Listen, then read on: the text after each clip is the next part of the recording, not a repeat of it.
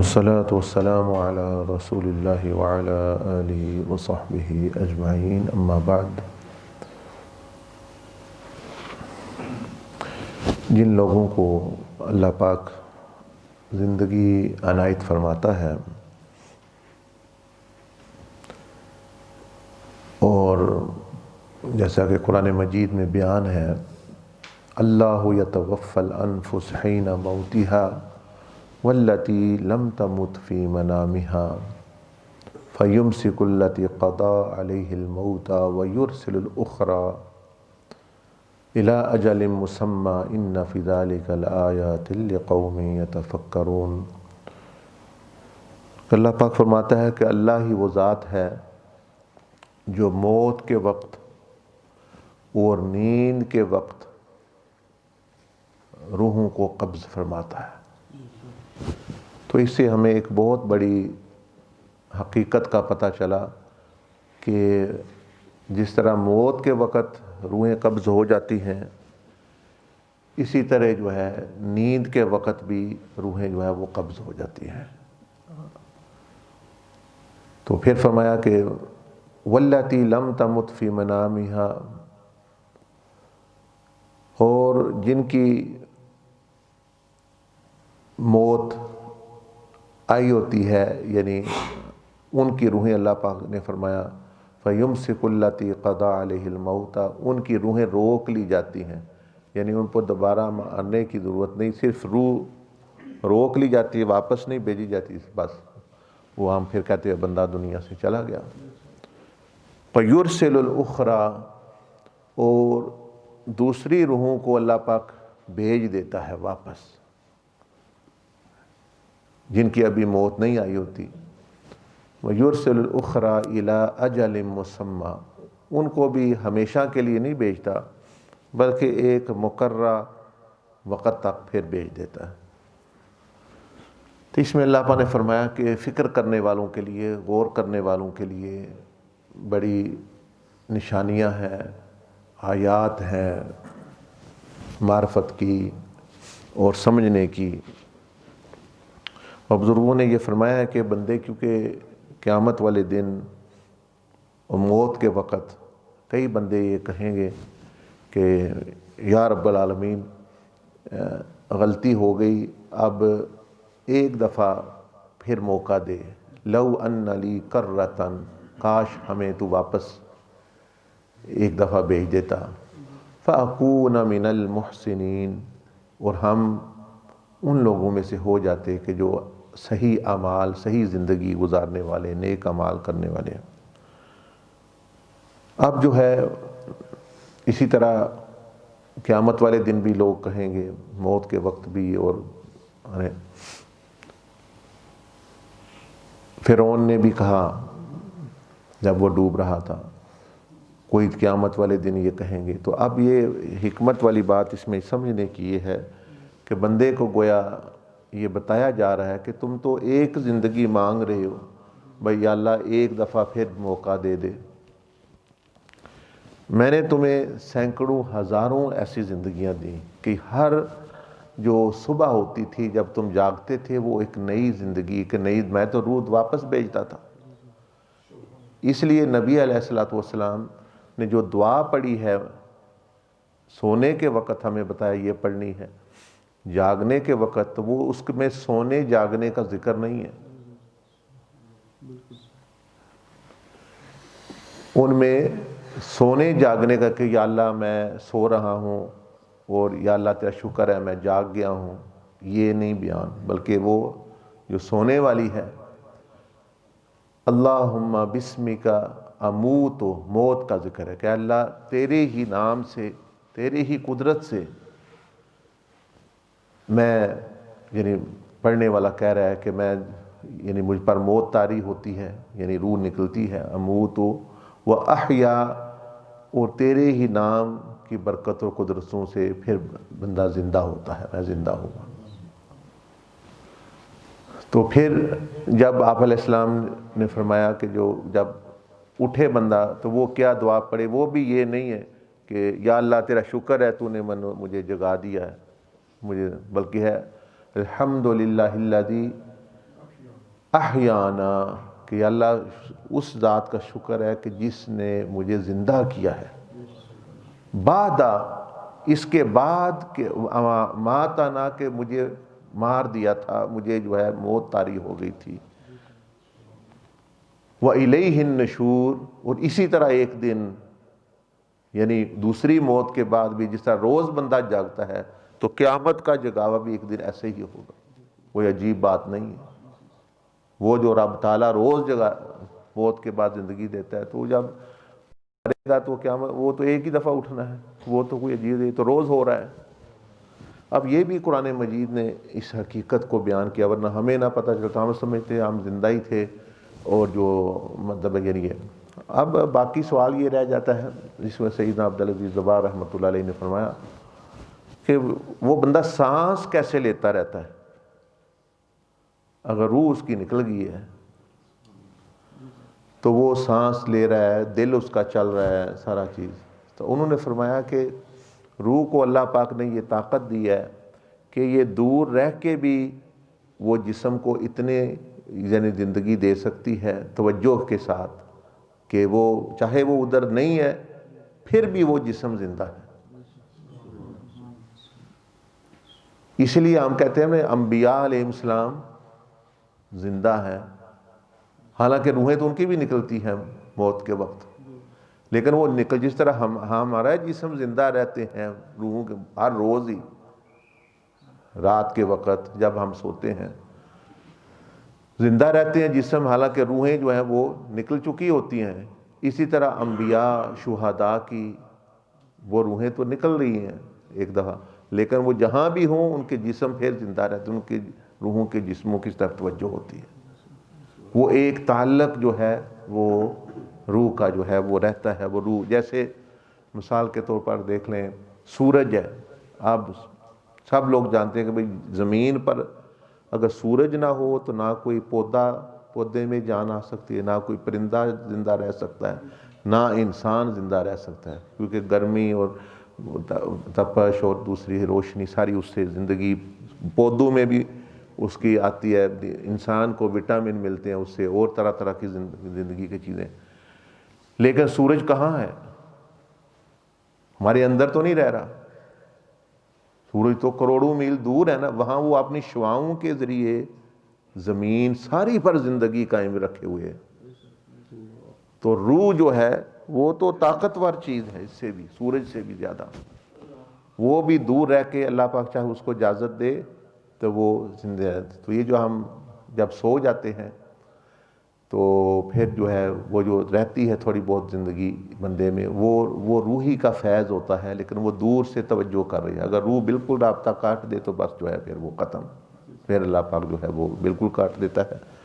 پھر بھی اگر چاہے تو جس طرح میں نے عرض کیا انبیاء علیہ السلام، شہداء، اولیاء، ان کے جسموں کو پھر بھی وہ ایک قسم کی حیات اللہ پاک عطا فرماتا ہے۔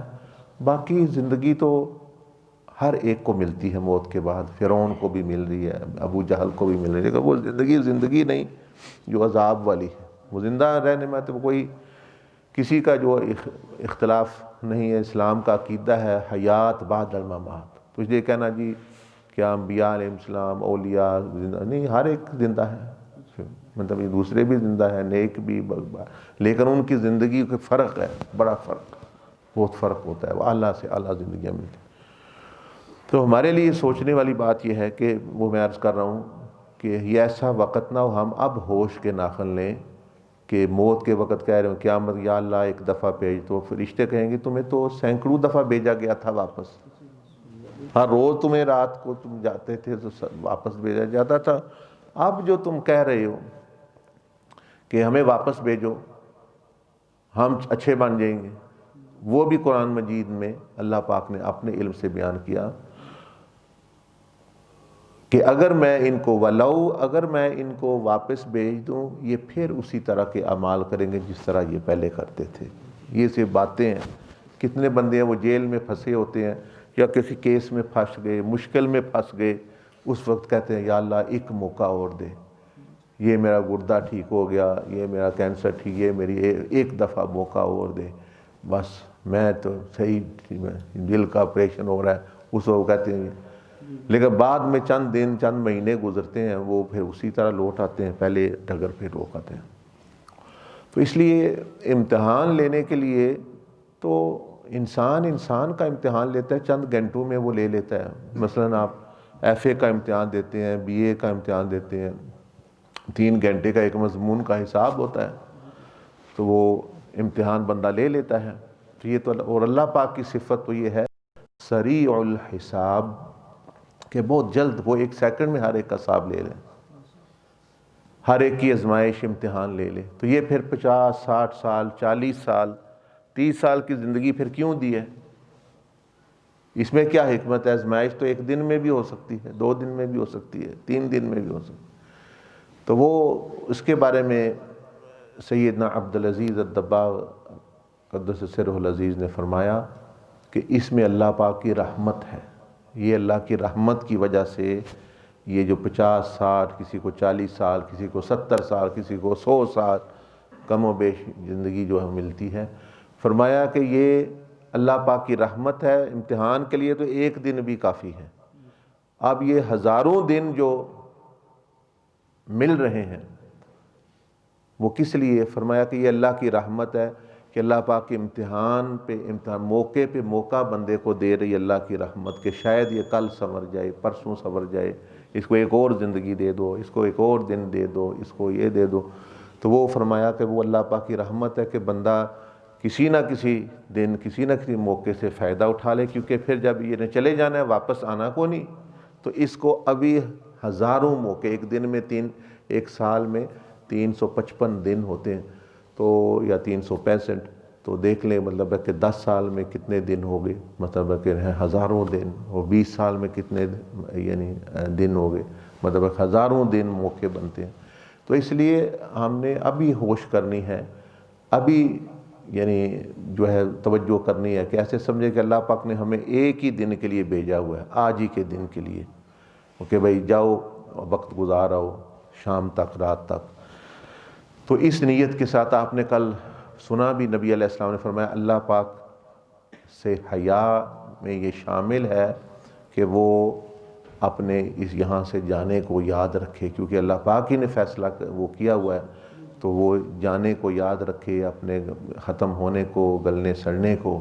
یعنی ایک وقت یہ جو آپ روزانہ منظر درخت دیکھ رہے ہیں باہر، یہ مسجد نظر آ رہی ہے یا زاویہ، باہر سے آسمان نظر آ رہا ہے، ایک دن آئے گا کہ آپ آخری دفعہ دیکھ رہے ہوں گے وہ منظر، یہ درخت، یہ پہاڑ، یہ محلات۔ اس وقت بندے کو احساس ہوگا کہ اس کی تو قیمت نہ تھی، کہ یہ تو ساری چیز جا رہی ہے، ختم ہو رہی ہے۔ لیکن وہ پھر جو ہے کہے گا، لیکن جو ہے واپس اللہ پاک اس لیے نہیں بھیجے گا کہ اللہ پاک فرمائے میں نے تمہیں وہ دفعہ واپس بھیجا ہے دنیا میں تمہیں روز بھیجتا تھا، تو تم نے خود ہی توجہ نہیں کی۔ تو اس لیے اللہ پاک نے فرمایا ان فی ذلک لآیات لقوم یتفکرون، فکر کرنے والوں کو، جن کو کوئی فکر ہے، جن کو ہوش ہے، جن کو کوئی سوچ ہے، وہ سوچیں کہ روزانہ ہمیں زندگی نئی مل رہی ہے، روزانہ ہماری روحیں واپس آ رہی ہیں اور موت کے وقت جو ہے وہ جا رہی ہیں۔ تو اس لیے جو ہے اس سے بندے کو یعنی سبق لینا چاہیے۔ کل بھی میں نے عرض کیا تھا آپ سے کہ اللہ پاک کی طرف سے پھر اعلان ہوتا ہے، فرشتہ اعلان کرتا ہے، جو ہی ہر سورج نکلتا ہے وہ ایک نئی زندگی ہوتی ہے، جیسے میں نے بتایا، تو 2 فرشتے اس کے ساتھ ہوتے ہیں اور وہ اعلان کرتے ہیں کہ دیکھو اے بنی آدم، اللہ کے یاد کے ساتھ تھوڑا کھا لینا جو تمہیں کافی تمہارے جہاں، وہ اس سے بہت اچھا ہے بنسبت اس کے کہ تم اللہ پاک سے غافل ہو کر بہت زیادہ جمع کرو، کہ کام تمہارے وہ نہیں آنا، کام تمہارے یہ آنا ہے، اللہ پاک نے آنا ہے، چیزوں نے جو ہے وہ یہ چیزیں نہیں آنا۔ تو کفایت کا مطلب ہے کہ نبی علیہ السلام نے جب فرمایا بھی کھانے کو مطلب پیٹ میں کچھ لقمے مل جائے، چھت جو ہے وہ مل جائے، اور مطلب یعنی اور چیزیں 2-3 بیان فرمایا وہ وہی انسان کا اصل مال ہے، ورنہ جو ہے یہ چیزیں بندہ کہتا رہتا ہے لیکن وہ اس کا جو مال وہی ہے جو اس نے کھایا، اس نے پہنا، اس نے استعمال کیا۔ تو یہ چیز ہے۔ اللہ پاک مجھے بھی آپ کو بھی توفیق عطا فرمائے۔ اب کل آپ نے کیونکہ ایک حدیث سنی، شاید پہلی دفعہ دوسری دفعہ سنی ہو، جو سیدنا عبدالقادر جیلانی رحمہ اللہ تعالیٰ نے بیان کی. اب میں تاکہ آپ کو، کیونکہ وہ بہت اہم چیز ہے، اس پہ بنیاد ہے اسلام اور یعنی روحانی زندگی کی، کہ حیا کیا ہے. تو جو خاص طور پر جو بندہ پہلی دفعہ آیا ہے، پہلی دفعہ جس نے سنا ہے، وہ بیان کر دے کچھ تھوڑا کہ وہ اس حدیث میں کیا بیان ہوا ہے، کہ یعنی حیا وہ کیا چیز ہے. نبی علیہ السلام نے حالانکہ صحابہ کرام کو بھی سکھایا نا، دیکھنا ایسے صحابہ سے پوچھا کہ پہلے فرمایا کہ جو ہے اللہ پاک سے حیا کرو، تو انہوں نے فرمایا ہم حیا کرتے ہیں، اللہ کا شکر ہے جتنا پتہ ہے. نبی علیہ السلام فرمایا نہیں، وہ اس کی بات نہیں میں کر رہا، جس طرح کہ حق ہے حیا کرنے کا اس طرح، یعنی حیا کا ایک دو درجہ بیان کیا، ایک حیا کا کم درجہ، ایک پھر زیادہ. تو میں بھی آپ سے پوچھ رہا ہوں تاکہ آپ کو سمجھ آ جائے. حضور علیہ السلام کا یہ طریقہ تھا کہ بعض دفعہ آپ خود بیان فرماتے، یہ بھی ایک تبلیغ کا سمجھانے کا انداز تھا آپ کا. اور دوسرا انداز یہ تھا کہ آپ سوال فرمایا کرتے تھے، سوال کبھی فرما رہے تھے، تو اس میں بھی پھر جو ہے وہ سکھانا تاکہ بندہ. تو اب جو لوگ پہلی دفعہ آئے ہیں، بیٹھے ہیں، بچے بھی پیچھے بھی، سمجھے ہر ایک کے ساتھ میں بات کر رہا ہوں، تو بجائے اس کے کہ میں کہوں آپ بولیں، آپ خود ہی بس وہ دورانی ہے کہ بھئی کل جو آپ نے بیان سنا ہے، یہ ایک سوال عرض کر رہا ہوں کہ وہ جس کو حضور علیہ السلام حیا فرما رہے ہیں، بھئی حیا اللہ سے کیا ہوتی ہے، وہ بیان فرما دے. دائیں طرف سے شروع کر لیں اگر ان میں کوئی بندہ پہلی دفعہ جو تشریف لائے ہیں سنیں ہاتھ.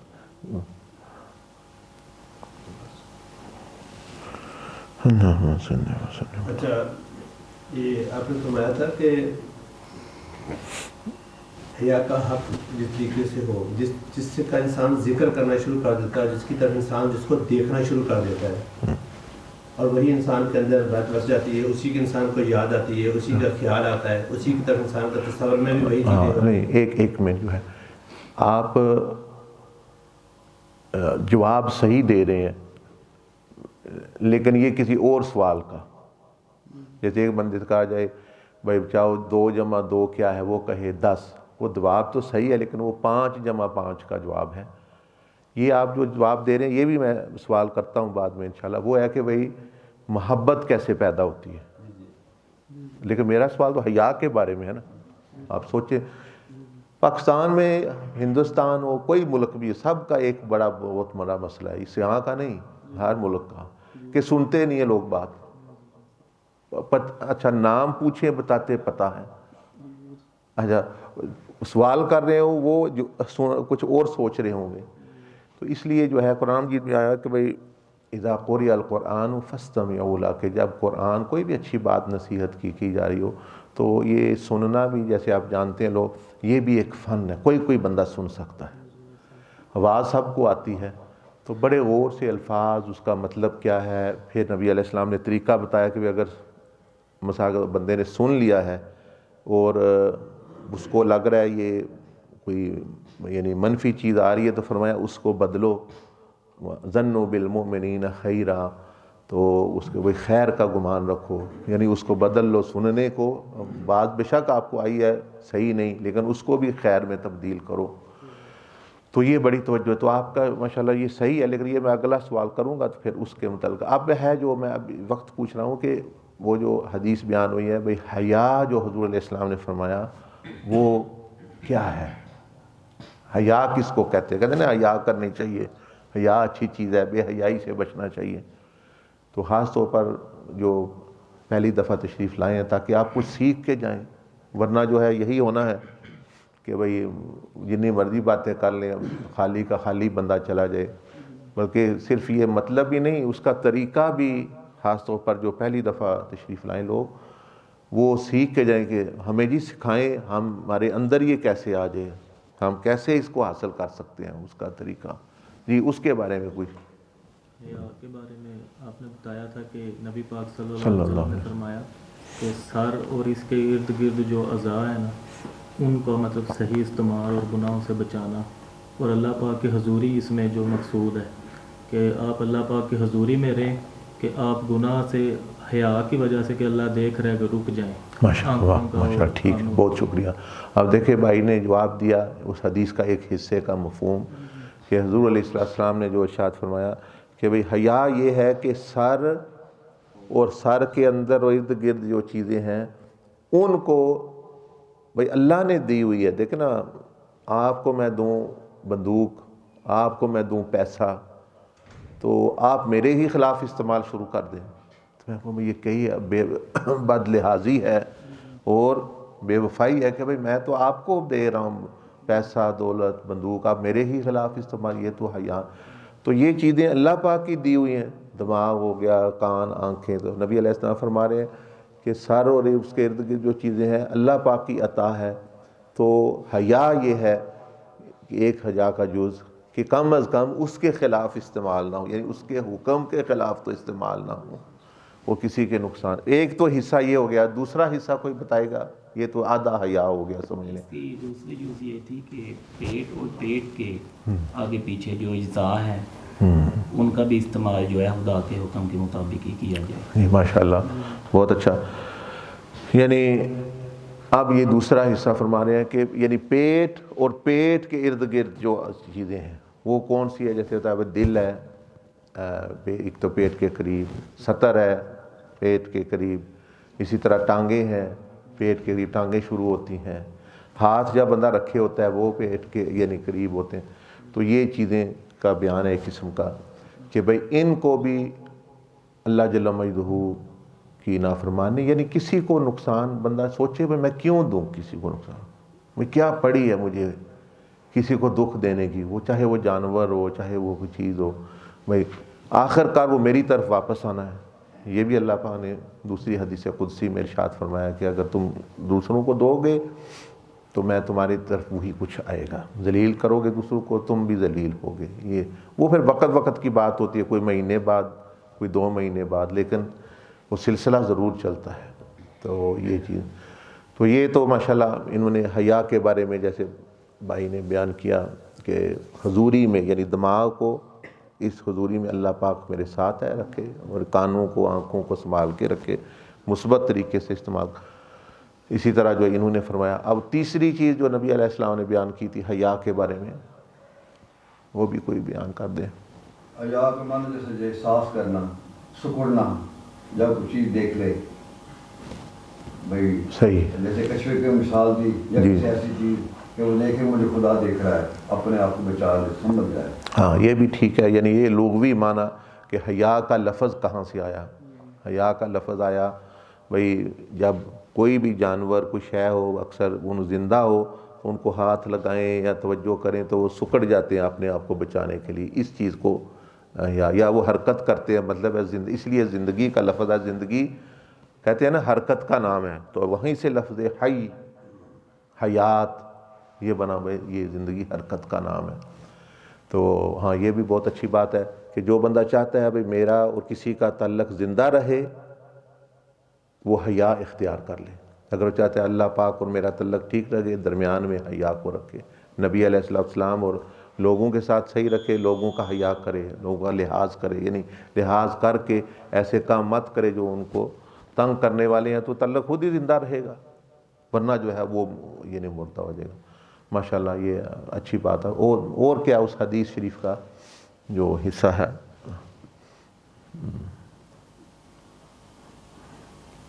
چلیں اس میں آپ نے فرمایا تھا کہ جس طرح بھی حیا یہ بھی ہے کہ یعنی وہ اس زندگی کو ترجیح نہ دے، آخرت کی زندگی کو ترجیح دے کہ اللہ پاک جس کو جو چیز بنائی ہے وہ اس کو ترجیح دینا، اس کے اوپر زیادہ، یعنی اس کو اس پر قربان تو کر لینا لیکن اس کو اس پر قربان نہ کرنا. یہ آزمائش ہوتی ہے، بھوک لگتی ہے بندے کو، خواہشات ہوتی ہیں، وہ تھوڑا سا مطلب یہ نہیں چاہیے. چلے یہ تو الحمدللہ آپ کو، اور جس کو نہ یاد رہے وہ دیکھیں وہ پورا بورڈ جو لگا ہوا ہے اس پہ وہ یہ حیا والے وہی اعضاء ہیں، یعنی وہ ان سے بچنا. اور طریقہ بھی میں نے آپ کو عرض کی وہ سکھایا جاتا ہے. وہ خاص طور پر جو پہلی دفعہ ہیں وہ لوگ ضرور یہ سیکھ کے جائیں. وہ کہاں ہے کوئی میاں صاحب یا کوئی استاذ یہاں بیٹھا تھا کہ پتہ چل جائے جس سے کوئی سیکھنا ہو. اچھا چلے آپ تو دوسری چیز جو ہے وہ بتائی تھی آپ کو کہ وہ جو آپ فرما رہے، اب آپ فرمائیں یعنی محبت کیسے پیدا ہوتی ہے؟ ہاں آپ فرمائیں آپ۔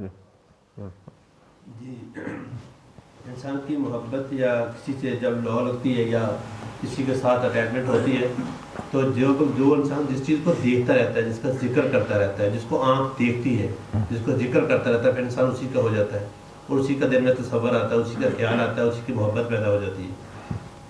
ٹھیک ہے، یہ آدھا جواب ہو گیا، آدھا دوسرا سننے میں بھی ہے۔ ہاں سننے، دو چیزیں بتائی تھی میں نے، زبان اور کان۔ دیکھیں کم از کم میں نے، مجھے نہیں یاد، 5-6 دفعہ دہرایا ہوگا بیان میں بھی، اور دیکھ لیں آپ لوگ پھر بھی کسی کو کوئی یاد ہے، کسی کو کوئی یاد ہے، تو جو ایک دفعہ بیان کر کے چلے جاتے ہیں یا سنتے ہیں ان کا کیا حال ہوتا ہے؟ وہ پھر ان کو تو بندوں کو تو یہ نہیں یاد رہ جاتا وہ کھایا کیا تھا لنگر میں۔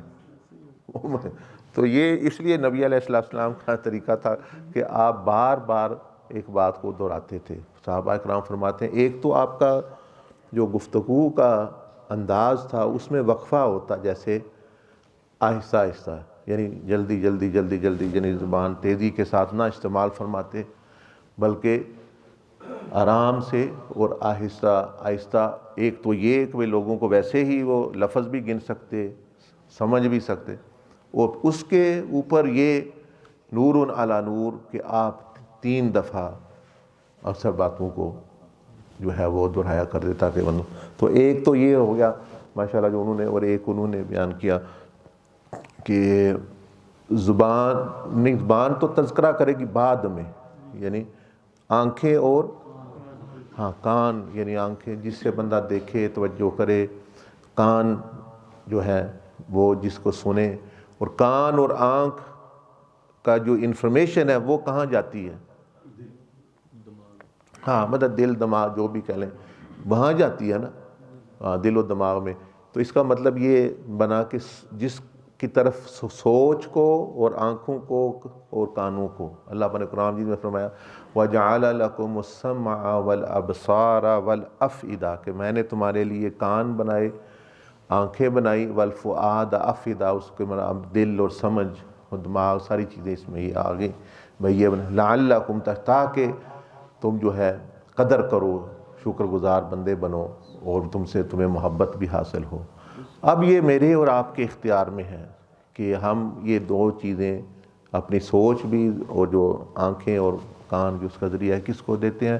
آپ مہینہ تجربہ کر کے دیکھ لیں، کچھ سے بند کر دیں جن کو آپ سمجھتے ہیں میں نہیں چاہتا ان کو، میں ان سے محبت نہیں کرنا چاہتا، ان سے تھوڑی احتیاط کر لیں، یہ وہ طریقہ جو شیٹ کے ذریعے، اور جس کو آپ چاہتے ہیں اس کی طرف جو ہے وہ توجہ کر لیں۔ آپ دیکھ لیں، یہ میں آپ کو ایک اور مثال دے رہا ہوں، مثلا یہ لوگ سوشل میڈیا استعمال کرتے ہیں، مثال کے طور پر انٹرنیٹ ہو گیا، ٹی وی ہو گیا، واٹس ایپ ہو گیا، یہ فیس بک ہو گیا، انسٹاگرام ہو گیا، مطلب ٹویٹر ہو گیا، اس طرح کی جو چیزیں ہیں آپ دیکھ لیں، کیونکہ وہ جو لوگ ان کو استعمال کرتے ہیں وہاں سے کتنے کتنے فتنے پیدا ہوتے ہیں، اور وجہ اس کی یہ ہے کہ وہ صرف آنکھ استعمال کر رہے ہوتے ہیں یا کان استعمال کر رہے ہوتے ہیں۔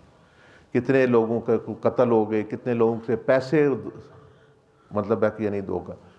وہ کسی نے اگلے دن غالباً دالی صاحب تھے، وہ کہہ رہے بھائی جو دھوکہ باز جو ہے وہ ہمیشہ فریب اسی کو ہوتا ہے جس بندے کو کچھ نہ کچھ لالچ ہو، لالچی ہمیشہ دھوکے میں آتا ہے زیادہ تر، جس میں لالچ نہ ہو وہ بہت کم دھوکے میں آتا ہے، وہ لالچ ہو تو دھوکے میں آتا ہے۔ تو اس میں آپ دیکھ لیتے ہیں بعض دفعہ لوگ وہ دکھاتے ہیں آپ کو اتنے پیسے دیں گے، آپ کو یہ ملے گا، وہ کسی نے انویسٹ کیا۔ بعض دفعہ وہ سنتے ہیں، لڑکیوں کی باتیں سنتے ہیں یا لڑکیاں لڑکوں کی سنتی ہیں۔ اب یہ ان کو نہیں پتا بھائی اپنا وہ لڑکا ہی لڑکی بن کے کر رہا ہے، اتنی بھی عقل سمجھ نہیں، لیکن وہ باتیں کر رہے ہیں، اور لیکن وہ قانون کی وجہ سے اس کو اس آواز سے ایک محبت ہو جاتی ہے۔ پھر وہ کہتا ہے میں نے ملنا ہے، پھر وہ کہتی ہے میں نے ملنا ہے، پھر وہ کہتے ہیں میں نے دیکھنا ہے، پھر وہ تصویر بھیجتے ہیں۔ تو دونوں چیزیں استعمال ہو گئی نا، پہلے تو آواز سنتا تھا بڑا مزہ آ رہا تھا جو چاہے میں نے بتایا وہ لڑکی لڑکا بن کے کر رہی ہو, لڑکا لڑکی بن کر رہی, اتنی بھی ہوش ہمیں تو اتنی بھی نہیں. پہلے جو ہے جی میسج آتے ہیں وہ اس کو بھی بندہ آنکھ استعمال دیکھتا ہے, میرا جو تم سے پیار ہے, تم بہت اچھے ہو, یہ ہو وہ, میں تمہیں اتنے پیسے دوں, یہ سر پہلے وہ دیکھ رہا ہے وہ, پھر وہ اس کی آواز, اور پھر جو انتہا پھر اس کی جو ہے وہ بس وہ اب شیطان کے چنگل میں بندہ آ گیا. اب وہ پھڑکتا رہے گا, اب وہ اپنے کھو سکتا ہے, اس کے گھر میں بچے ہیں, بیوی ہیں, ان کی طرف توجہ اس کی ہٹ جائے گی جس کے سے محبت کرنے ہیں. تو ایک شخص بزرگ سے ایک بندہ گیا, وہ کہنے لگا جی پہلے بیوی سے مجھے بڑی محبت تھی اور جو ہے اب جو ہے وہ ختم ہو گئی ہے. انہوں نے فرمایا اس کی وجہ یہ ہے کہ تم نے آنکھیں اور کان دوسروں کو دیے ہوئے ہیں, تو بیوی کو دیکھتے ہی نہیں. آپ یہ تو ہے ہی ہے گھر میں, اس کو تو دیکھتے ہی نہیں. اس لیے اسلام نے بتایا کہ مرد اور عورت دونوں کو گھر میں اچھے لباس میں رہیں, اچھے طریقے سے رہیں اور ایک دوسرے کو دیکھیں. جیسے اللہ پاک نے فرمایا نگاہیں نیچی رکھو, مطلب دوسروں سے نگاہیں نیچی, اور بیوی خامد ایک دوسرے کے لیے نگاہیں اٹھائیں. اچھا وہاں ہم نے نیچی کی ہوئی ہیں, جہاں حکم ہے اٹھانے کا وہاں ہم نیچے کیوں ہیں, دیکھتے ہیں, مطلب ہفتہ گزر جاتا ہے وہ دیکھتے ہی نہیں. اچھا, اور جہاں نہیں اٹھانے کا حکم وہاں مطلب ہے کہ یعنی جاڑی بھی ہوتا لگتا عورت ہے. اچھا مثال کے طور پر تو اتنا یعنی بندے پہ جب وہ چیز سوار ہو جاتی ہے. تو میں ایک مثال دے رہا ہوں آپ کو میڈیا کی یا دنیا کی کسی چیز کی بھی, کہ وہ بندہ سارا یہ کام اسی سے ہوتا ہے. تو کوئی اتنا کوئی کمپلیکیٹڈ کوئی فارمولہ نہیں ہے, کوئی ایٹم بم کا وہی ہے بندے کو سمجھنا ہے. چھوٹی سی بات ہے کہ آپ ہر مسلمان دل میں واقعی چاہتا ہے مجھے اللہ پاک سے, نبی علیہ السلام سے, نیک لوگوں سے, سیدنا امام حسین رضی اللہ عنہ, اولیاء سے, جنت سے بھائی مجھے محبت ہو. میں جہنم کو نہیں پسند کرتا, شیطان کو نہیں پسند کرتا, ان چیزوں کو نہیں پسند. تو ٹھیک ہے آپ سمجھتے تو یہ ہے. اب آپ نے اگر کرنی ہے تو ان کی طرف یہ 2-3 سوچ بھی, اور یہ یعنی آنکھ اور کان اپنا انشاءاللہ مہینہ استعمال کریں, دیکھیں آپ کے اندر وہ بڑھنا شروع ہو جائے گی. جس کی طرف سے بند کیے ہوئے ہیں وہ انشاءاللہ وہ ختم ہو جائے گی. ہاں یہ دوسری بات آپ نے سیکھی. اور کوئی بات آپ نے اب پوچھنی ہے تو پوچھ لیں, میری تو انشاءاللہ پوری ہوگی بات انشاءاللہ. حضور آپ نے کل فرمایا تھا کہ انسان کی جو ترجیح اول ہے وہ اللہ تعالیٰ کے احکامات اور مقصود جی ہے وہ ہو جائے. بہت سارے چیزیں. میرا سوال, میری درخواست یہ ہے کہ کوئی ایسی نصیحت مطلب فرما دیں تاکہ وہ سب کے لیے آسان ہو جائے کہ کس طرح مطلب اللہ کی رضا جو ہے ہماری ترجیح اول مطلب بن جائے, اور اللہ کی رضا ہی ہماری مقصود ہو. ہاں ڈاکٹر صاحب یہ فرما رہے ہیں کہ بھئی بیان میں سارے اولیاء اللہ نے بیان کیا, نبی علیہ السلام نے بیان کیا, قرآن نے بیان کیا کہ جس کو آپ چاہتے ہیں, جو آپ کی منزل ہے, وہ تو ٹارگٹ تو آپ کا کلیئر ہو نا.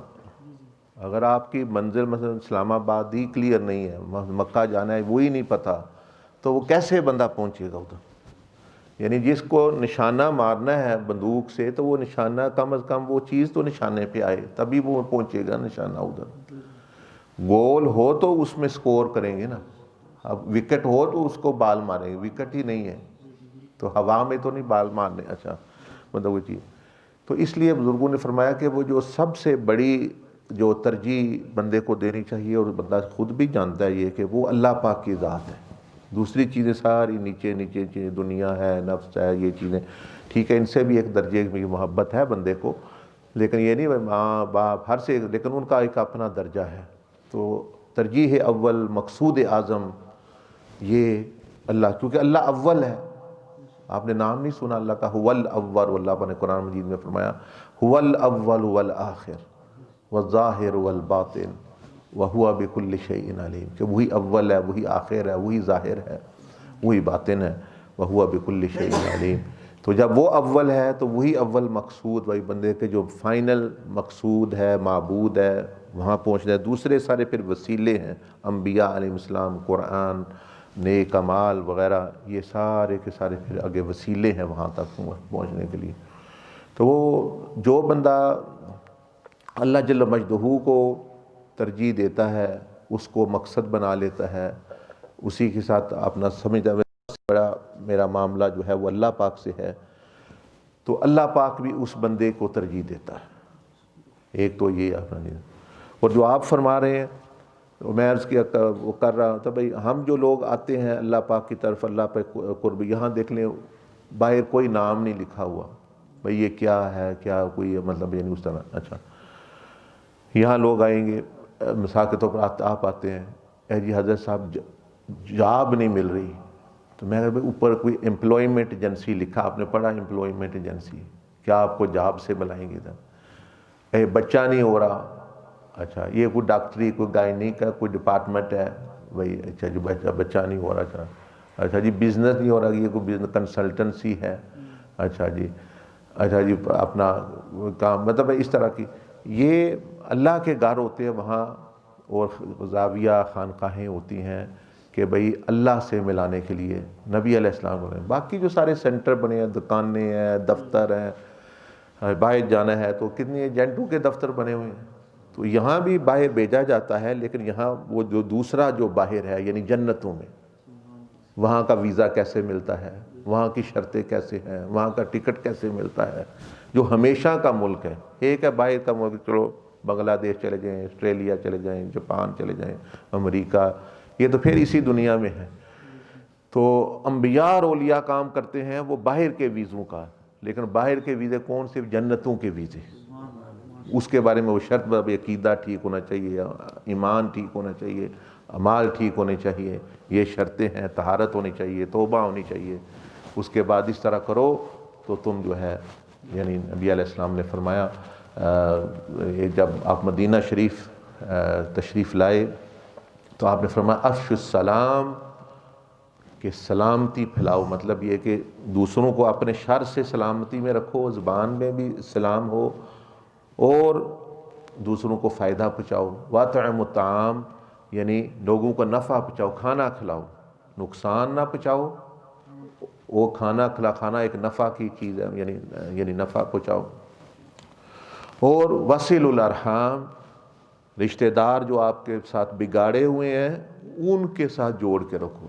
نبی علیہ السلام یہ نہیں فرمایا کہ رشتہ داروں کے ساتھ جوڑ کے رکھو، فرمایا صلۃ الرحم یہ ہے کہ جو توڑے ہوئے ہیں، بگاڑے ہوئے ہیں، ہم کہانی وہاں سے، اے جی وہ تو ہم سے بات ہی نہیں کرتے، اے جی وہ تو، بھائی بات ہی وہ ہو رہی ہے، جو اچھے ہیں وہ تو کوئی بھی ہے تو آپ ان کے ساتھ اچھے، ان کا تو مسئلہ ہی نہیں۔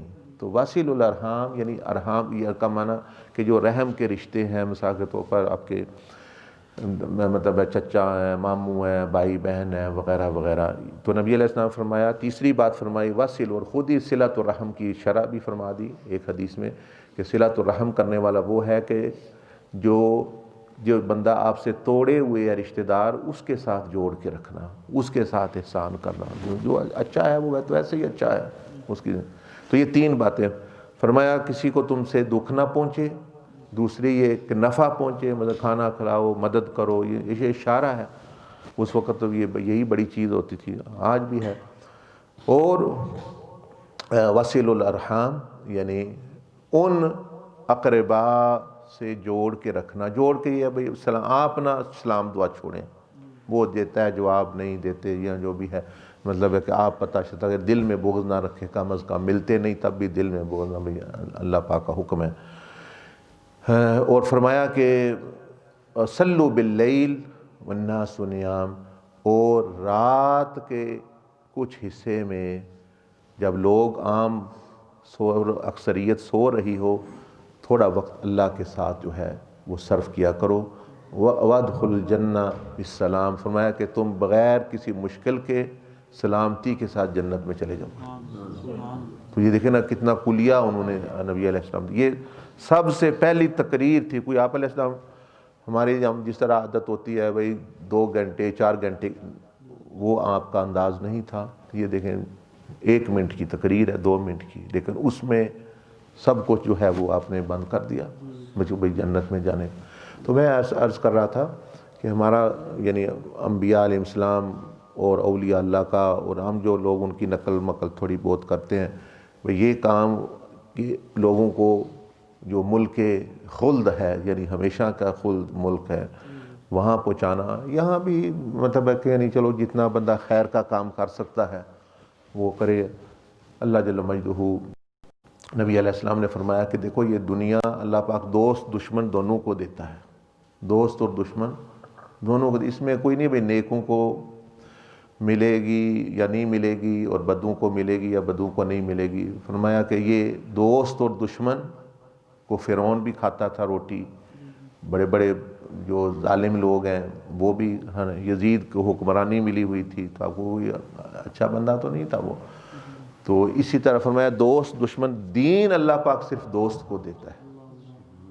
تو آپ نے یہ دیکھنا ہے بھائی میرے پاس دین ہے یا نہیں, پھر تو اللہ کا میرے ساتھ تعلق ہے. یہ نہیں میرے پاس گاڑیاں کتنی ہیں, میرے پاس وزارت ہے یا نہیں ہے, وہ اضافی چیز ہے. اگر اللہ پاک کسی کو دے دے وہ بھی اللہ کی رضا کے لیے خرچ کرے, نہیں ہے تو پھر بھی جو ہے وہ اللہ کا بندہ ہے. تو یہ چیز تو آپ جو فرما رہے تھے بھائی یعنی اس کا یہ ہے, وہ حضور غوث پاک ہی نے ایک جملے میں وہ بات فرما دی, یعنی اگر سمجھتا ہو بندہ. فرمایا کہ جس نے اللہ پاک کو پا لیا, یعنی اللہ اور اس کے رسول کو پا لیا, جس نے اللہ پاک کو پا لیا اس نے کیا کھویا ہے. وہ کون سی چیز پہ باقی رہ گئی, وہ ہر چیز تو اللہ پاک کے پاس ہے. مقصود یہ ہے کہ جس نے اللہ پاک کو پا لیا اس نے کیا کھویا ہے. پھر سوال ہے کہ کیا کھویا, کیا کمی, پھر کیا رہ گئی. اور جس نے اللہ پاک کو کھو دیا, حضور سے پاک فرماتے ہیں, اس نے کیا پایا ہے. اس کے پاس ساری دنیا بھی ہو تو کیا پایا. یہ فرعون کے پاس تھی نہیں, یزید کے پاس تھی نہیں, لیکن وہ ختم ہو, کیونکہ وہ یہ تو چلی جاتی ہے بالکل اسی وقت غائب ہو جاتی ہے سائے کی طرح. تو اس نے جس ہستی نے باقی تھی اس کے ساتھ بھی تعلق اس نے روڑ لیا. تو وہ یہ ہے کہ ہمیں یہ سمجھ آ جائے کہ جو آپ فرما رہے ہیں کہ بھئی اللہ پاک کی رضا کو, اللہ پاک کو پا لیا, اللہ سے تعلق پا لیا تو سب کچھ, کیونکہ اللہ پاک کے قبضہ قدرت میں سب کچھ ہے. اسی کو بات پھر لمبی ہو جاتی ہے, ختم کر دیتا ہوں. سیدنا عیسیٰ علیہ السلام نے اپنے حواریین, اپنے مریدوں کو, اپنے امتیوں کو بتایا. وہ حدیث ہے, میں پھر مختلف انداز میں بیان کروں ان کی. فرمایا بھئی اگر تم نہ دنیا صحیح چاہتے ہو, تمہیں پتہ ہے, نہ آخرت چاہتے ہو, نہ خدا کو چاہتے ہو. کیسے؟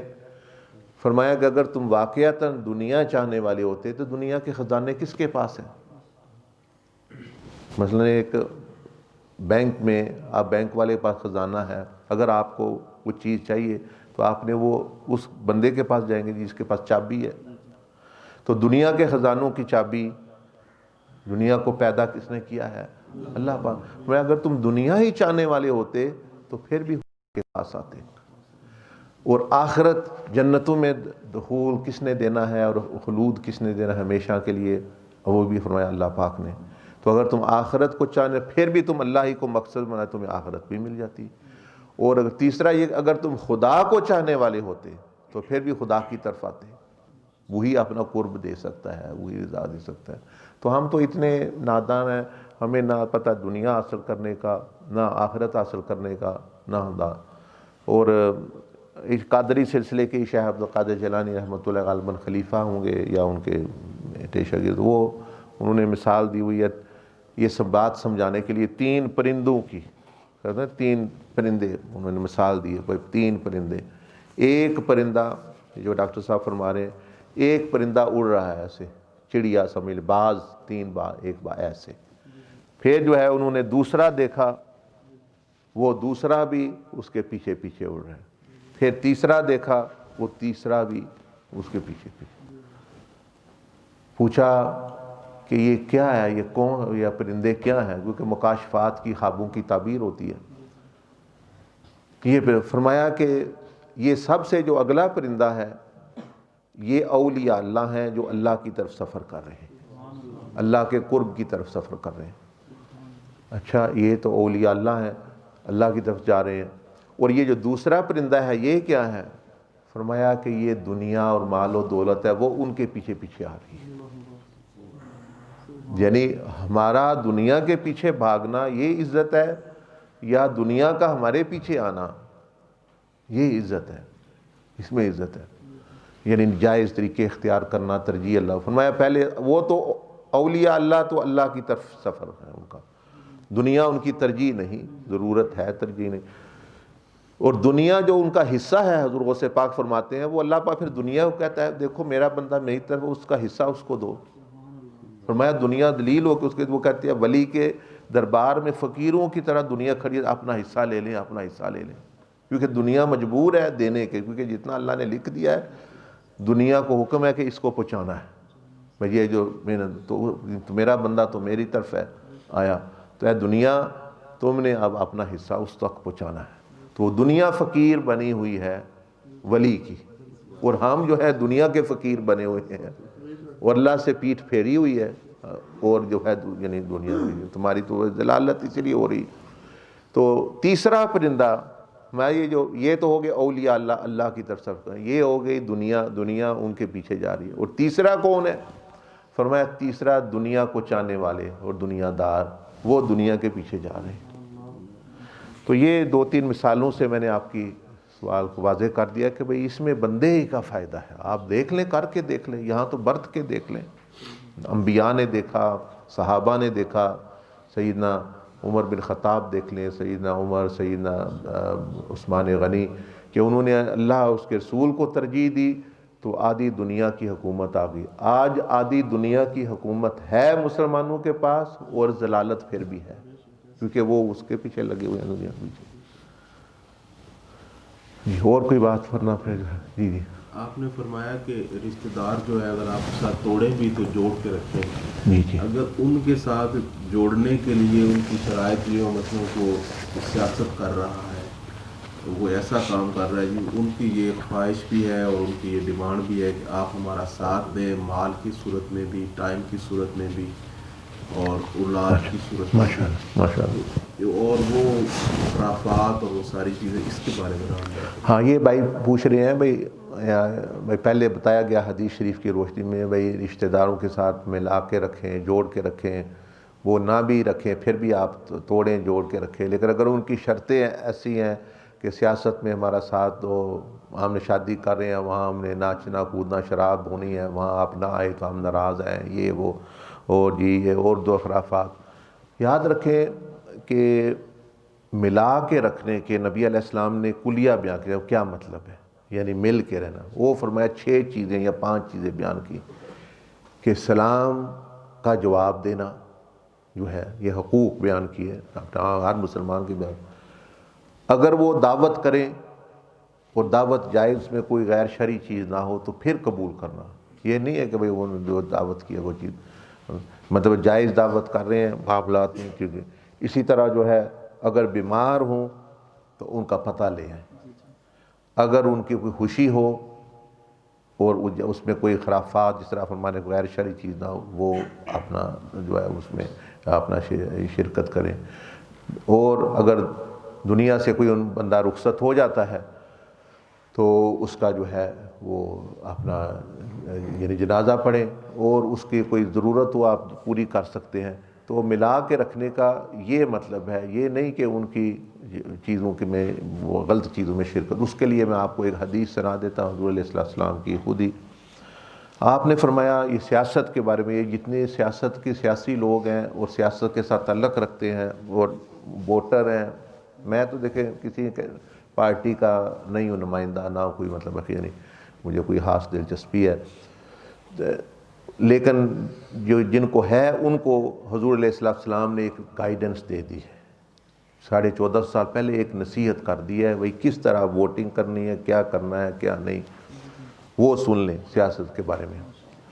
نبی علیہ السلام نے، حضور علیہ السلام نے ارشاد فرمایا، یہ حدیث میرے پاس لکھی بھی ہوئی ہے، اگر میں بھول نہ جاؤں تو دیکھ لوں گا، تو آپ علیہ السلام نے فرمایا میرے بعد ایسے بھی سیاسی لیڈر آئیں گے جو اچھے نہیں ہوں گے، ایک تو آپ نے فرمایا میرے بعد خلفائے راشدین المہدیین جو ہدایت یافتہ میرے خلفاء ہوں گے ان کے تو پیچھے چلنا ہے، تم نے ان کے پیچھے چلنا ہے، ان کی بات سننی۔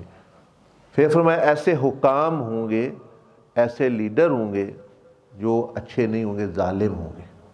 اب آپ نے آنے والی امت کو رہنمائی کر دی کہ تم نے کیا کرنا ہے۔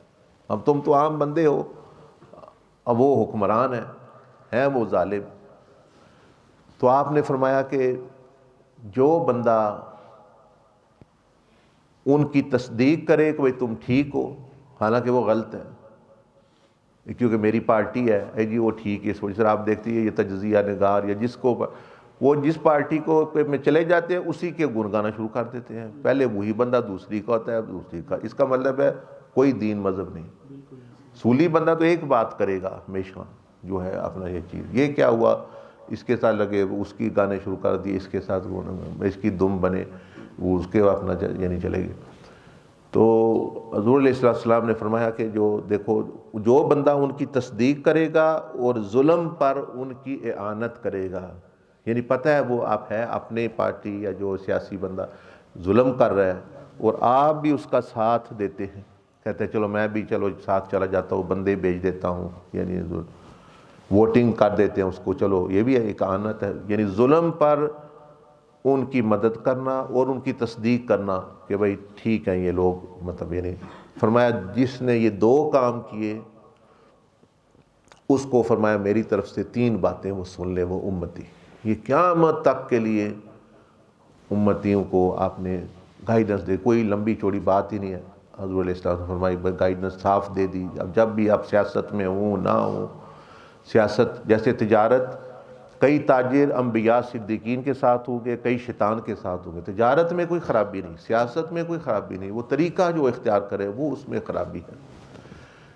فرمایا جو بندہ ان کی تصدیق کرے، جو ان کی ظلم پر ان کی مدد کرے، تو آپ نے اس کو 3 باتیں ارشاد فرمائی۔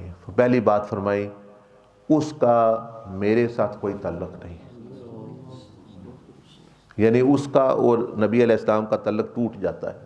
میرے سے، میں تو مظلوم کے ساتھ ہوتا ہوں، میں تو عدل کے ساتھ ہوں۔ اس نے اپنا تعلق خود جوڑ لیا ہے، مطلب کسی اور کے ساتھ، تو اب اس کا میرے ساتھ نہیں تعلق ہو سکتا۔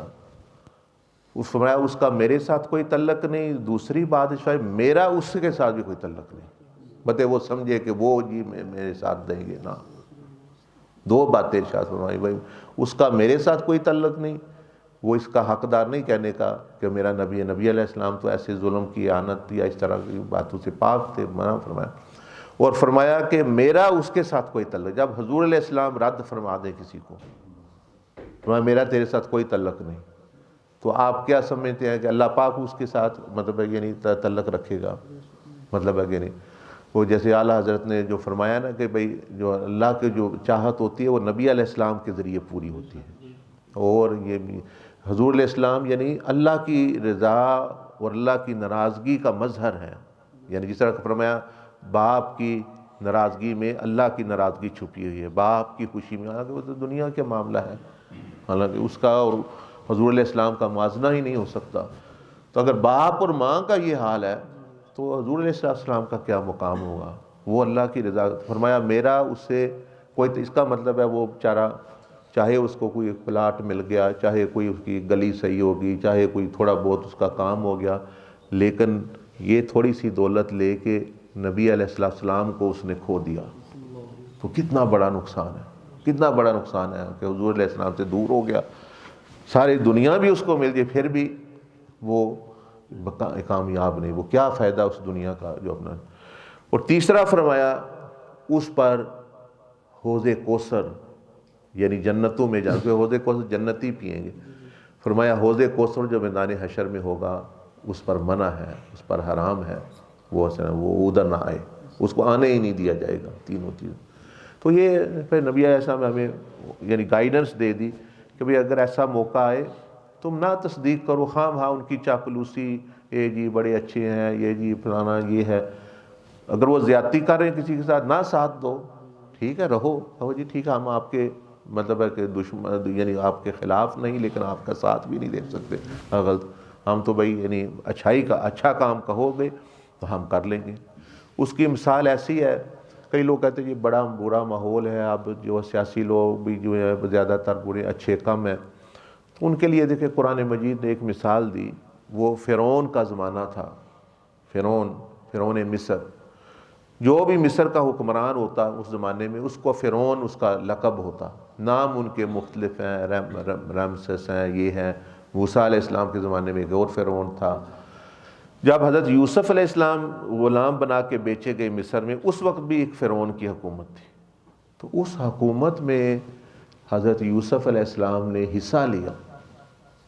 وہ پہلے ان کے امین بنے، خزانچی بنے، جسے کہہ لیں جس طرح فائنانس منسٹر ہوتا ہے وغیرہ وغیرہ، لیکن آپ نے کبھی اس کے ظلم میں اس کی مدد نہیں کی، یعنی وہ رہ کے بھی بچ گئے۔ نبی بھی تو ویسے ہی معصوم ہوتے ہیں، تو طریقہ ہمیں بتا دیا کہ اگر کسی پارٹی کا آپ بانی گئے ہیں مطلب لیکن وہ صحیح نہیں ہے، مطلب بعض چیزیں وہ غلط کرتے ہیں، تو آپ پھر جو ہے غلط کام میں مت ان کا ساتھ دیں، اچھے کام میں ساتھ دے لیں۔ غلط بات کی بات تصدیق کریں، اچھی بات کی تصدیق کر لیں، ٹھیک ہے رہیں آپ جو جس کے ساتھ رہیں، لیکن وہ غلط کاموں میں ان کا رہیں۔ تو یہ نبی علیہ السلام صلی اللہ علیہ وسلم نے بڑی ہی واضح اور آسان لفظوں میں ہمیں نصیحت کر دی کہ بھئی حکمرانوں کے ساتھ تعلق کیسے رکھنا ہے، سیاست میں کس طرح حصہ لینا ہے۔ آپ بن گئے پارٹی میں، برائی کا مت ساتھ، پتہ چل جائے ٹھیک ہے نہیں، اس سے بری ہو جائے، ورنہ یہ نبی علیہ السلام فرما رہے میرا اس کے ساتھ کوئی تعلق نہیں، اس کا میرے ساتھ کوئی تعلق نہیں۔ تو آپ نے تو پھر اگر ایسی بات ہے تو پھر تو آپ نے نبی علیہ السلام برابر اس کینڈیڈیٹ کو کھڑا کر دیا ہے۔ کوئی اس بندے کی ہوش یا اس بندے کا جو سوچ کہ میں کیا کر رہا ہوں؟ حضور علیہ السلام فرما رہے بھائی تم اس کو لیڈر مانو گے، میرے ساتھ مان تو گویا مطلب آپ علیہ السلام تو انبیاء علیہ السلام آپ کے مقابلے میں کھڑے نہیں ہو سکتے، انہوں نے بھی آپ کی امامت کے پیچھے نماز پڑھی اور مطلب یعنی پیچھے چاہ جائے کہ دنیا کے لیڈر۔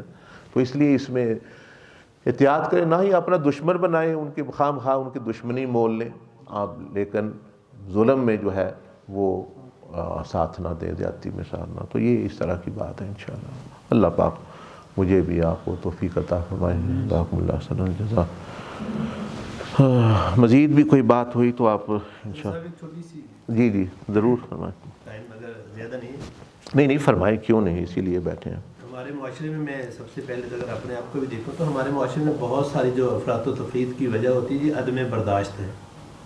کہتے ہیں نا ٹالریٹ ٹالریبل، نہیں برداشت ہے ایسی چیز، لیکن اس کے لیے کوئی ارشاد فرما دیں کہ ہمیں کیا کرنا چاہیے جس میں برداشت ہو، جس کے عدم برداشت کی وجہ سے بہت سارے لڑائیاں جھگڑے، معمولی سے کسی کے ساتھ کوئی گاڑی ٹچ ہوگی، کوئی چیز ٹچ ہوگی، دوسرا تو ہم ایون کے بعد کا جب نماز پڑھ رہے ہوتے ہیں ایک بندہ دوسرے کو تھوڑی سی جگہ بھی دوسرا ناراض ہو جاتا ہے جی، تو اس طرح ہی ہر جگہ پہ یہ ہوتا ہے۔ تو اس کے لیے آپ کو ارشاد فرما دیں کہ ہم میں برداشت پیدا ہو، اگر برداشت ہوتی ہے تو بہت سارے ایشوز ویسے سالو ہو جائیں گے۔ جی بالکل، یہ آپ نے صحیح فرمایا کہ عدم برداشت ہے لوگوں میں۔ اب یہ ایک نتیجہ ہے، یہ یکدم نہیں ہوتا، مطلب ہے کہ یہ بندہ اللہ پاک سے دور، نبی علیہ السلام سے دور اور دین سے دور ہوتے ہوتے ہوتے، اسی لیے تو بتایا گیا تھا کہ بھئی قریب رہو تاکہ تم میں یہ چیزیں پیدا ہو جائیں۔ اب یہ اس کا نتیجہ، اب اس کا علاج بھی یہی ہے کہ اس کی طرف واپس آئے گا۔ یہ کوئی یکدم تو لوگ سنتے رہتے ہیں روز بھئی ایسا نہ کرو، تو اس کو کہتے ہیں تربیت اور تزکیہ، یعنی تدریجاً یہ بیماری لگ گئی ہے۔ لیکن اس میں اتنی بات ہے کہ ہاں یہ ضرور ہے کہ حضور علیہ السلام نے کچھ اس کے بارے میں ہدایات عنایت فرمائی ہیں۔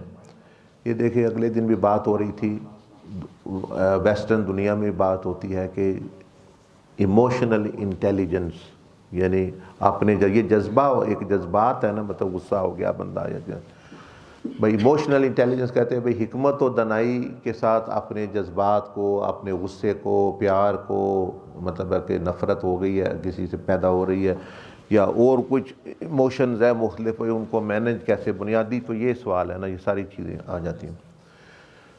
تو وہ ایک پروفیسر صاحب سے بات ہو رہی تھی تو وہ کہہ رہے تھے میں بھی اس فیلڈ میں پڑھاتا ہوں، پروفیسر رف یا اس طرح کا نام تھا ان کا، تو وہ اسی کے بارے میں بات ہو رہی تھی، تو وہ بتا رہے تھے میں نے جو نتیجہ نکالا ہے کہ ساری کی ساری یہ جو ایموشنل انٹیلیجنس کی سائنس ہے، یہ ایک لفظ میں قرآن اور حدیث میں بند کر دیا. اور وہ کیا؟ وہ ساری پڑھ لیں آپ، وہ ایک ہی لفظ کے ارد گرد پھیرے گی. کون سی؟ وہ جو قرآن نے لفظ صبر بیان کیا ہے. صبر کس کو کہتے ہیں؟ وہی برداشت بھی، اور اپنے آپ کو روکنے میں اور توازن رکھنے میں، یعنی بیلنس رکھنے میں کہ بندہ ادھر نہ ہو جائے ادھر ہو جائے. یعنی اپنے صبر کرنے، روکنا، یا اپنے آپ کو روک، جلد بازی نہ اختیار کرنا. تو اس کی اس لیے فضیلت بیان کی گئی کہ یہ ایک ہی چیز بندہ کر لے، سارے جتنے ایموشنز ہیں وہ اپنی اپنی جگہ آ جاتے ہیں. یہ چابی ہے ان کی. اور میں نے عرض کی، وہ نبی علیہ السلام نے طریقہ بھی سکھلایا، جس طرح آپ بھی بیان فرما رہے ہیں.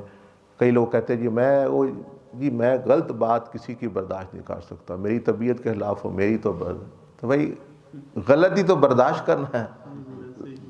جو اچھی بات ہو رہی ہے، اخلاق والا پیش آ رہا ہے، آپ کے پاؤں دبا رہا ہے، تو آپ نے کیوں برداشت کرنا ہے؟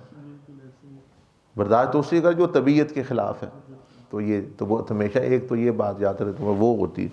اور اس کے لیے آسان میں آپ کو جہاں سے بندہ شروع کر سکتا ہے، یہ ہمارے جو 7 اعضاء کا تزکیہ ہے، اس میں ہی وہ سکھایا جاتا ہے. Purification of the mind, heart. جو سیکھنا چاہتے ہیں وہ بے شک اپنا، جیسے بتایا میاں صاحب ادھر ہیں، اور بھی 7 اعضاء بیٹھے ہیں، آپ سیکھیں یہ کیسے مطلب ہے کہ یعنی بھائی زبان کو وہ اس سے بے صبری سے، یا مطلب ہے کہ جس طرح آپ کہہ رہے ہیں عدم برداشت سے بچانا، کان کو عدم برداشت. تو یہ ایک ایک چیز کی پریکٹس ہوگی. پھر مائنڈ کو کس طرح عدم برداشت سے بچانا ہے، سوچ بدلنی ہے. دل کو برداشت والا کس طرح بنانا ہے، نفس کو برداشت کس طرح. تو یہ 4 ہی تو مرحلے ہیں. وہ دیکھیں نا، وہ پورے وہ ڈایاگرام وہ لگی ہے، میں ابھی اٹھ کے آپ کو دکھاتا ہوں. تو اصل تو علاج یہ ہے، یعنی تزکیہ اور ان سٹیجوں پہ اپنا گزرنا. لیکن شروع آپ اس سے کر لیں. حضور علیہ السلام نے فرمایا العجلۃ من الشیطان والانات من الرحمن، کہ جلد بازی شیطان کی طرف سے ہے. سوائے 5 چیزوں کے ہیں، وہ بھی حدیث میں. جلد بازی شیطان کی طرف سے ہے، اور سنجیدگی، روکنا، روک کے سوچنا، تھوٹ فلنس، یہ اللہ کی طرف سے ہے. آپ دیکھیں نا، یہ بہت سارے یہ فتنے، لڑائیاں، وہ صرف جلد بازی. ایک جس طرح آپ کریں، ایک نمازی نے کچھ کیا یا بندے نے کچھ، فوراً آپ نے ریئیکٹ کر لیا، رد عمل. اچھا وہ تم نے غلط یہ کر دیا، وہ کر دیا، فوراً غصے، یعنی فوراً ریئیکٹ کیا. فرمایا کہ سمجھ لو کہ تم اس وقت شیطان کے اتباع میں چل رہے ہو. تو آپ یہ کلیہ بندے دیں، میں نے چلو میں بعد میں جو بھی کروں فوراً میں نے رد عمل کا اظہار نہیں کرنا. یہ نہیں کہ بات کی تو فوراً لے دے شروع کر دی. کسی نے کوئی ایسی بات ہوئی، عمل ہوا کوئی طبیعت کے خلاف، تو فوراً. اس طرح بہت سارے لوگ جو ہیں، یہ طلاقیں ہو گئی ہیں گھروں میں، وہ جلد بازی پھر وہ آتے ہیں، جی اب طلاق ہو گئی ہے، اب صلح کیسے ہو سکتی ہے؟ تو کیوں طلاق دی؟ وہ جلد بازی کی وجہ سے بات ہوئی کہ اب اسی وقت کی تم فارغ ہو، یہ ہے وہ ہے. اسی طرح کاروبار میں جلد بازی میں جس نے حصہ لیا نقصان کر بیٹھا، سوچا کوئی نہیں. تعلقات میں اور مطلب ہے کہ یعنی چیزوں میں. تو ہر معاملے میں سوائے 5 معاملات کے جو ہے وہ جلد بازی میں ہمیشہ نقصان ہو. تو بندہ اس سے شروع کر لے، سمجھ لے کہ جلد بازی میں کروں گا، یعنی جلدی میں جو عمل اور رد عمل کا اظہار کروں گا اس میں. اور جو ہے دوسرا، پھر حضور علیہ السلام نے فرمایا کہ جو بندہ برداشت پیدا کرنا چاہے، آپ نے اس کا طریقہ بتا دیا، الحلم بالتحلم. الحلم بالتحلم، اس کا مطلب ہے فرمایا برداشت کیسے پیدا ہوتی ہے؟ برداشت کرنے سے، بار بار. جیسے لکھنا آتا ہے، بار بار لکھنے سے. یہ نہیں کہ لیکچر سن لیا تو بڑی آپ کی لکھائی بڑی اچھی ہوگی، ایسے نہیں ہوگا. وہ لکھیں گے پھر تو جو موقع آتے جائیں برداشت کرنے کے، آپ ہر موقع پہ ابتداً برداشت کریں. تھوڑا زبردستی کرنا پڑے گی، تھوڑا اپنے پر بوجھ ڈالنا پڑے گا. چند مرتبہ کریں گے پھر آپ کی عادت، وہ صفت وہ آ جائے گی. تو آپ فرما رہے ہیں جو یہ بات صحیح ہے، اور یہ اس کے بارے میں یہ ہدایات اور رہنمائی ہے. لیکن جو پراپر طریقے سے یہ بندہ چاہتا ہے کہ مجھ میں وہ چیز پیدا ہو جائے. ہم سب گناہ گار ہیں، کوئی کچھ دعویٰ نہیں. انبیاء علیہ السلام میں تو اللہ پاک یہ چیزیں پیدا کر کے بھیجتا ہے، صبر وغیرہ چیزیں ہمیں جو ہے وہ خود حاصل کرنا پڑتی ہیں اپنا. تو کوئی اس میں شرمندگی والی بات نہیں. تو اللہ پاک جو ہے مجھے بھی آپ کو توفیق عطا فرمائے. جیسے حکم ہوتا ہے کہ جیسے بھی کوئی رہنمائی ہو تو اس کی اطلاع دیا جائے. اب یہ ہے کہ جیسے کبھی بھی کوئی حکم ہو اسے خود سمجھنے کی کوشش کی ہے تو نقصان ہوتا ہے, الٹ مطلب غلط رستہ اختیار کر لیتے. اب جیسے نماز پڑھ رہے تھے تو اس طرح معاملہ تھا کہ نبی اکرم صلی اللہ علیہ وسلم کی بات اور آپ صلی اللہ علیہ وسلم سے جناب نے یہ عرض کیا کہ اس کو بیعت فرما لیں. آپ صلی اللہ علیہ وسلم کا دست اقدس آگے آپ نے بڑھایا تو عمر مبارک ایسے جیسے کہ مطلب کسی بوڑھے شخص کا ہاتھ ہوتا ہے. مطلب اس سے بھی کوئی بات سمجھنے والی ہوتی ہے کہ بوڑھے شخص جیسا ہاتھ, جیسا کہ عام طور پہ جب بھی زیارت اقدس ہو تو مطلب بڑے خوبصورت خوبرو اور نوجوان یا 30 سال کی مطلب. تو آپ علیہ السلام نے یہ فرمایا کہ اس طرح ہاتھ دیا تو آپ نے فرمایا کہ یہ اس کی بیعت اس بات پہ ہے کہ ایک تو یہ اپنی زبان سے کسی کو برا نہیں کہے گا, دوسرا یہ کہ لباس یہ والا پہنے گا. جبکہ شیٹس کے متعلق جب بھی میں نے کوشش کی ہے کہ میں ان کو خود کروں, آپ علیہ السلام نے یہی ارشاد فرمایا ہے کہ یہ میں کروا دوں گا تمہارا.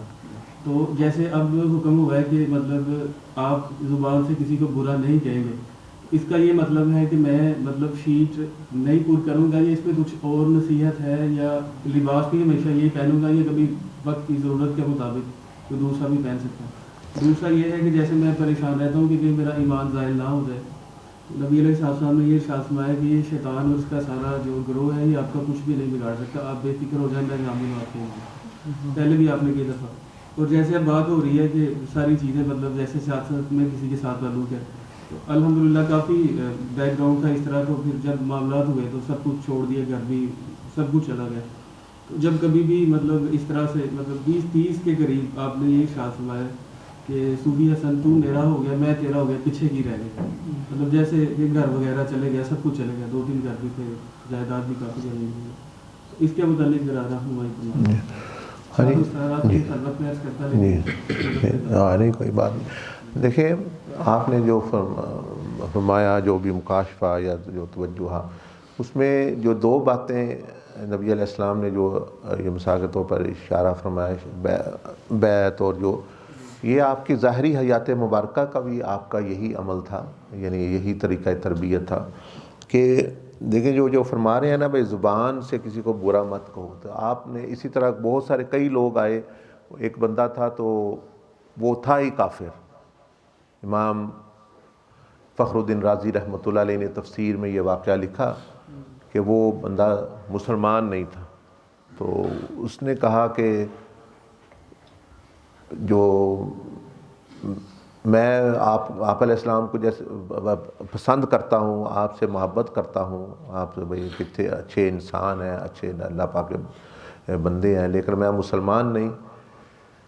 تو میں مسلمان ہو سکتا ہوں لیکن میں یہ غلط کام کوئی نہیں چھوڑنے جو اسلام والے ہیں, میں نے وہ نہیں چھوڑنی, لیکن کیونکہ مجھے آپ سے محبت ہے, میں سمجھتا ہوں آپ کے ساتھ میرا تعلق ہونا چاہیے. تو اگر تو آپ وہ فرماتے ہیں تو ٹھیک ہے, نہیں تو میں پھر نہیں ہوتا بھی کر کے بات بندہ پھر نہ ہو. اب وہ کفر میں کھڑا, اگر وہ مر جاتا تو کفر پر موت ہوتی, پھر کبھی بھی وہ جنت میں نہ جا سکتا. اب آپ علیہ السلام کی حکمت دیکھیں, وہ بھی آپ سوچنے لگے تو وہ بھی کہنے لگا, اس نے دیکھا نا حضور علیہ السلام کافر بھی محبت کرتے تھے اور جاندار بھی محبت کرتے تھے, مانے نہ مانے علیحدہ بات ہے, لیکن جو ہے ایک ان کو پتہ تھا حق ہے سمجھنا. پھر وہ کہنے لگا کہ اے محمد صلی اللہ علیہ وسلم, وہ تو مسلمان نہیں تھا, آپ سوچ رہے ہیں لیکن مجھے کیونکہ آپ سے محبت ہے, ایک چیز میں آپ کے لیے چھوڑ دوں گا, باقی میں نے کچھ نہیں کرنا کلمے کے بعد. آپ نے فرمایا ٹھیک ہے, تو تم ایمان لے آؤ, اور تمہیں جو غلط ہے وہ تو ہے ہی غلط, لیکن میرے لیے جو تم کہہ رہے ہو میں ایک چیز چھوڑنی ہے, وہ ہے زبان سے بد زبانی اور زبان سے غلط بولنا چھوڑ دو. اس نے کہا ٹھیک ہے, وہ ایمان لے آیا. جو ہی وہ ایمان لے کے آیا وہ تو صحابیت کے درجے پہ فائز ہو گیا. اب جو ایمان آیا, صحبت آئی, وہ ہر چیز ویسے ہی چھوٹ گئی. تو وہ اچھا تو یعنی زبان کیا ہر چیز ہی وہ ٹھیک, اس نے کہا اپنا ہو گئی. تو بات یہ ہے کہ زبان جو ہے یہ اللہ پاک نے بھی قرآن مجید میں فرمایا یا ایھا الذین آمنوا اتقوا اللہ کے تقوی اختیار کرو، اور طریقہ یہ ہے وقولوا قولا سدیدا، پہلے زبان کو سیدھا کرو یصلح لکم، کیونکہ زبان چھوٹی ہے نا، دیکھیں زبان کا سائز ہے 2 انچ کا، تو 2 انچ کو جو صحیح نہیں کر سکتا وہ 5 فٹ کو کیسے کرے گا؟ اس کا کلیہ بیان کیا، پہلے 2 انچ کو تو قابو کرو، یہ جو پھر یہ 5-6 فٹ کا بھی آ جائے گا قابو، طریقہ آ جائے گا۔ تو وہ آپ کو جو ارشاد فرمایا وہ بالکل ویسے ہی مطلب یعنی مفید ہے، اور آپ کے لیے نصیحت ہے، یعنی آپ کو جو کسی بندے کو کوئی خواب آتی ہے یا کوئی نصیحت اس طرح، وہ اس کے متعلقہ ہوتی، خاص اس بندے کے متعلقہ کہ اس کی رکاوٹ کہاں ہے۔ تو ایک تو آپ نے آپ کو فرمایا کہ زبان یہ بھی ایک ظاہر کی چیز ہے، بھئی برا کہنا بند کر دو، مطلب یہ ہے وہ ہے۔ تو دوسرا آپ نے فرمایا لباس جو ہے آپ، کیونکہ ظاہر کا باطن پر اور باطن کا ظاہر پر اثر ہوتا ہے، دیکھنے جو بندہ ظاہری طور پر اختیار کرے گا وہ اس کے باطن پر اثر انداز ہوگا۔ ہمیں یہ بتایا جاتا ہے کہ اچھی صحبت رکھو، اچھا لباس مطلب ستھرا لباس پہنو۔ اب ستھرا لباس صاف پہنیں گے وہ باطن پر بھی اس کا اثر ہوگا، آپ کو محسوس ہوگا بھئی صفائی۔ اگر باطن صاف رکھیں گے تو وہ ظاہر پر اس کا اثر انداز۔ اسی طرح جو ہے جو آپ کو جو ارشاد فرمایا مطلب یعنی یہ بھی ایک صحبت ہوتی ہے، لباس بھی ایک صحبت ہوتی ہے، کہتے ہیں نا اچھی صحبت ملے، تو لباس بھی صالحین کا، انبیاء علیہ السلام کا۔ تو آپ کو یہ بات ہے بھئی آپ کو اس سے فائدہ ہوگا، اس سے فائدہ ہوگا۔ شیٹوں کا مطلب بتایا گیا یہ نہیں کہ آپ نے نہیں کرنی، مطلب یہ ہے کہ وہ خود بخود ہو جائیں گی، یعنی آپ تھوڑی محنت کریں گے، آپ نے یعنی کرتے رہنا ہے۔ اور جو آپ نے فرمایا کہ بعض بندے نبی علیہ السلام کو بچپن میں، بعض جوانی میں، بعض جو ہے یعنی بڑی عمر میں دیکھتے ہیں، تو اس کی بھی حکمتیں ہوتی ہیں، اس کو میسج دیا جا رہا ہوتا ہے، اس بندے کی اپنی عمر کی طرف بعض دفعہ اشارہ ہوتا ہے کہ تمہاری بھی عمر گزر رہی ہے، اور یعنی سنجیدگی اختیار کرو، اور یعنی یہ کام جو یعنی جوانی میں جو بندے کی طرف کام ہوتے ہیں، جو غلط کام، وہ بندہ چھوڑ دے، اب مطلب وہ اختیار کرے یہ چیزیں۔ تو بیعت کا جو یعنی اب زندگی میں بھی، ظاہری حیات مبارکہ میں بھی، آپ بھی زندہ ہیں لیکن ظاہری حیات مبارکہ میں آپ صحابہ کرام سے بعض مرتبہ کسی خاص چیز پر بیعت لیتے تھے، ساری چیزوں پر نہیں، بعض کسی پر محبت سے بیعت لے لی، بھئی محبت تم جو ہے نہ اس کے سو۔ اور دوسرا جو آپ نے ارشاد فرمایا کہ انہوں نے فرمایا کہ بھئی جب میں تمہیں مل گیا، میں تمہارا ہوں تم میرے، وہی بات جو ہے پہلے ہم کر رہے تھے کہ اللہ اس کا رسول جس کو مل گیا اس کو ہر چیز مل گئی، چاہے اس کو ظاہری طور پر وہ کچھ بھی نہیں اس کے پاس، اور جن کو وہ نہ ملے تو وہ جیسے سیدنا امام حسین رضی اللہ تعالیٰ، آپ کے پاس کون سا گھر باقی تھا، کون سی زمین باقی تھی، کون سے پیسے، آپ کی چادر، آپ کی تلواریں، آپ کا امامہ شریف بھی وہ بدبخت جو ہے وہ لے گئے، یعنی اپنا، لیکن آپ کے ساتھ پاس اللہ پاک کی رضا، نبی علیہ السلام کا قرب تھا، تو آپ کامیاب ہے، وہی ناکام ہوئے وہ جو لے گئے دنیا میں بھی آخرت میں بھی۔ تو اللہ پاک مبارک کرے اور جو ہے قبول فرمائے اور ہمیں عمل کی توفیق عطا فرمائے۔ سبحان ربی العلی العلی الوہاب، اللہم صلی وسلم وبارک علی سیدنا و نبینا محمد وعلی آلہ وصحبہ اجمعین۔ یا رب العالمین یا ارحم الراحمین، تو سمیع البصیر والعلیم الخبیر ہے، تو سن بھی رہا ہے ہم جو کچھ کہہ رہے ہیں، اور دیکھ بھی رہا ہے ہمیں، اور علم بھی رکھتا ہے سارا ہمارے ماضی کا بھی حال، مستقبل میں کیا ہونے والا ہے، خبیر بھی ہے۔ یا ارحم الراحمین، جتنے بھی معاملات ہم نے باتیں پوچھی کہ ان میں جو غلطی، کمی، کوتاہی پوچھنے میں، بتانے میں ہے، معاف فرما، اور خیر ہمیں نصیب فرما، اور ان باتوں پر اچھی جو باتیں ہیں عمل کرنے والا بنا، وہ نصیحتوں پر یا رب العالمین عمل کرنے کی توفیق عطا فرما۔ ہمیں بھی ان لوگوں میں شامل فرما کہ جن پر تیرا انعام ہوا ہے، یا وہ تیرا فضل ہوا ہے، اور تیری رحمتیں آئی ہیں، تیری ولایت ان کو ملی ہے، ہمیں بھی اپنی رحمت کے ساتھ ایسے لوگوں میں داخل فرما، ہماری کمی کوتاہیوں کو معاف فرما۔ یا اللہ ہمارا کوئی دعویٰ نیکی کا نہیں، ہمیں تو توبہ کرنی بھی صحیح طریقے سے آتی نہیں، نیکی کرنا بھی صحیح طریقے سے، نماز پڑھنا بھی نہیں آتی، ہم تو سر سے لے کر پاؤں تک کوتاہی ہی کوتاہی ہے، تقصیر ہی تقصیر ہے، گناہ ہی گناہ ہے۔